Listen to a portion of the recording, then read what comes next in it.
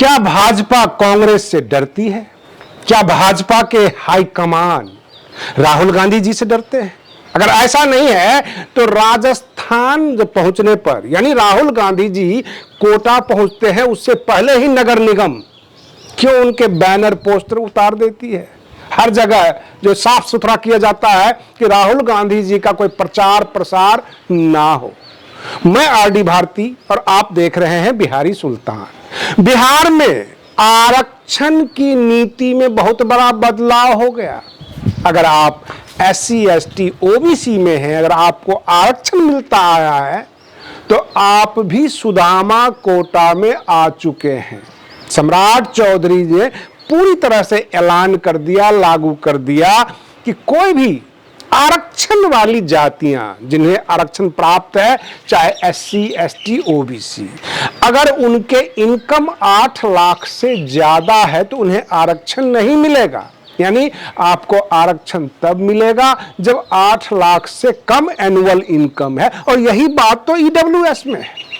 EWS में अगर 8 लाख से ज्यादा का आपका इनकम है तो आप EWS में नहीं आते हैं। यानी गरीब लोगों के लिए है, जिसको कहते हैं आर्थिक आधार पर। ठीक उसी तरह है, सम्राट चौधरी जी की सरकार ने लागू कर दिया, ऐलान कर दिया कि उन्हें आरक्षण मत दो, चाहे वो SC ST में हो, OBC में हो, अगर उनकी परिवार की इनकम 8 लाख से ज्यादा है। रही बात ये, बहुत सारे लोग नेतागिरी करते हैं, डायलॉगबाजी करते हैं, हम संविधान की रक्षा करेंगे, सुरक्षा करेंगे, जब तक हम हैं तब तक आरक्षण में कोई फेरबदल नहीं होगा। लेकिन बिहार में तो हो लिया।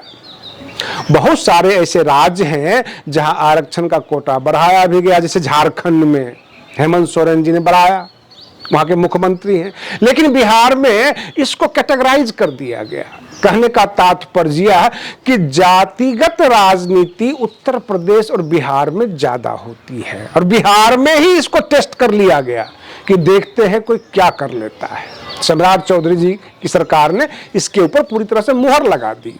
हम आपको लेकर चलते हैं राजस्थान में जो समस्याएं उत्पन्न हुई है राहुल गांधी जी को लेकर, क्योंकि युवा उनके पीछे पीछे दौड़ रहे हैं। और राहुल गांधी जी पैदल यात्रा ना करके ट्रेन यात्रा करते हैं, यानी भीड़ वाली ट्रेन में वो चढ़ते हैं, लोगों के भीड़ में घुस जाते हैं। प्लेटफॉर्म पर, स्टेशन पर काफी अच्छी खासी भीड़ होती है, वहां राहुल गांधी जी को देखकर लोग चौंक जाते हैं। अगर देश के युवा, खास करके जहां वो गए हैं राजस्थान के युवा, कोटा में जो छात्र हैं, छात्रों की संख्या ज्यादा है, सबके सब अगर राहुल गांधी जी के पीछे लग लिया तो भाजपा को इसकी बड़ी चिंता है।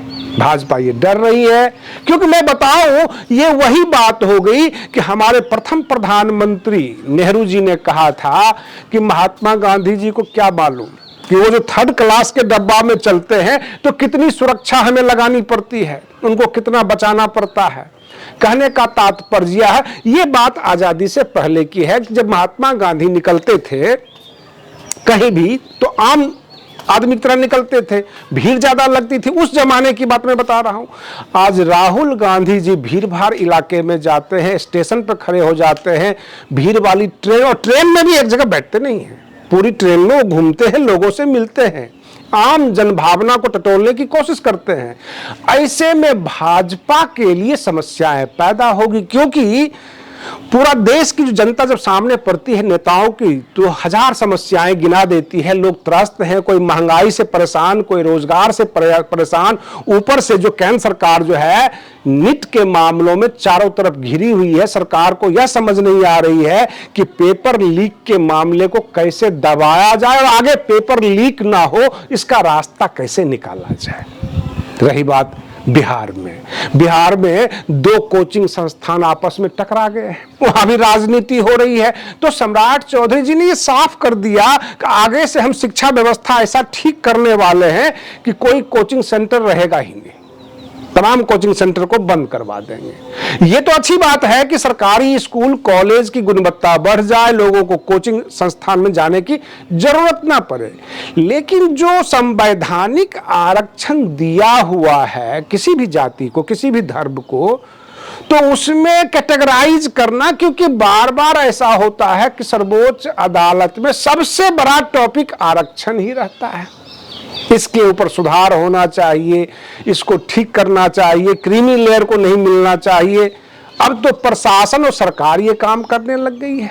रही बात ये, संविधान में किसी प्रकार की आर्थिक व्यवस्था का कोई भी जिक्र नहीं है, वो जातिगत आरक्षण है। और ये कहा गया है ये डिप्रेस क्लास के जो लोग हैं, ये छुआछूत के शिकार हैं, अनटचेबिलिटी के शिकार हैं, समाज से दूर रहे हैं, इसलिए इन्हें आरक्षण दिया जाता है। ये गरीबी मिटाने का कोई तरीका नहीं है जिसमें अर्थव्यवस्था को लाया जाए, एनुअल इनकम को लाया जाए, क्योंकि गरीबी के आधार पर आरक्षण की व्यवस्था नहीं हुई थी संविधान में। अब इसको लोग नौकरी से जोड़कर देखते हैं, अर्थव्यवस्था और गरीबी और अमीरी से जोड़कर देखते हैं। तो ये सारी चीजें जो है सरकार ने किया है। अब इसके ऊपर क्या रिएक्शन आएगा, बाकी पार्टियां अभी तक चुप हैं, किसी ने आवाज नहीं लगाई है। बिहार के अंदर स्वास्थ्य का जो विभाग का हाल है, बदहाल है। आज मुख्यमंत्री और स्वास्थ्य मंत्री दोनों को आगे आना पड़ गया। जो हमारे मुख्यमंत्री सम्राट चौधरी हैं, उन्होंने कहा कि हर जिले में, 38 जिले हैं बिहार में, हर जिले में हम मेडिकल कॉलेज खोलेंगे और वहां उनका समुचित इलाज होगा आम जनता का। अनुमंडल अस्पताल ज्यादा से ज्यादा मरीज को इलाज करे और बहुत दुर्लभ मामले में, यानी रेयर केस में, उसको पीएमसीएच रेफर करे। अन्यथा आज की तारीख में जो बिहार की ये स्थिति है कि अनुमंडल अस्पताल केवल ओपीडी संभालती है और फर्स्ट एड देती है, जिसको हम कहते हैं पहला इलाज। बाकी इलाज के लिए या तो वो जिला अस्पताल में भेजती है अथवा पीएमसीएच में। अब दो बातें हो सकती है, या तो डॉक्टर अपनी जान छुड़ा लेते हैं मरीज से, अथवा ऐसा हो सकता है कि वहां पर व्यवस्था नहीं है। अगर व्यवस्था नहीं है अनुमंडल अस्पताल में तो सरकार की पोल खुलती है। अगर डॉक्टर जान छुड़ाने के लिए, अपना पीछा छुड़ाने के लिए पीएमसीएच भेजते हैं तो ये डॉक्टरों के ऊपर कार्रवाई होनी चाहिए। और तमाम पत्रकारों ने जब मुख्यमंत्री जी को घेर लिया, उसके बाद लगे हाथ स्वास्थ्य मंत्री जो निशांत कुमार है, नीतीश कुमार के पुत्र, उनसे सवाल जवाब किया गया तो निशांत कुमार कहते हैं कि हम ऐसी व्यवस्था कर रहे हैं कि अनुमंडल अस्पताल में ही इलाज हो और दुर्लभ मामले में, बहुत ज्यादा दुर्लभ मामले में तो पीएमसीएच भेजा जाए और नॉर्मल मामले में जिला अस्पताल भेजा जाए। इसको हर मामले में रेफर ना किया जाए। और यह भी हम अवलोकन करते हैं कि अनुमंडल अस्पताल में किन किन चीजों की कमी है। रही बात ये ऑक्सीजन की सिलेंडर, और जो गायनोलॉजिस्ट का विभाग होता है वहाँ हर इंस्ट्रूमेंट नहीं होता, डॉक्टरों की ये परेशानी आती है। बिहार के अस्पतालों में दवाइयों की कमी होती है, ऑक्सीजन सिलेंडर की कमी होती है, बेड तो होता है लेकिन बाकी इंस्ट्रूमेंट कहने का मतलब वहाँ नहीं होता है, आईसीयू हर जगह नहीं है। तो इन तमाम सुविधाओं को नहीं होने के कारण अनुमंडल अस्पताल क्या करती है, फर्स्ट एड देती है मरीज को। उसके बाद कोशिश ये होती है कि जिला अस्पताल में भेज दिया जाए अथवा पीएमसीएच रेफर किया जाए। अब रेफर कर तो रहे हैं तो मुख्यमंत्री जी और स्वास्थ्य मंत्री ये कहते हैं कि वो इलाज करने के लिए बैठे हैं या रेफर करने के लिए बैठे हैं, इस पर भी हमें ध्यान देना होगा।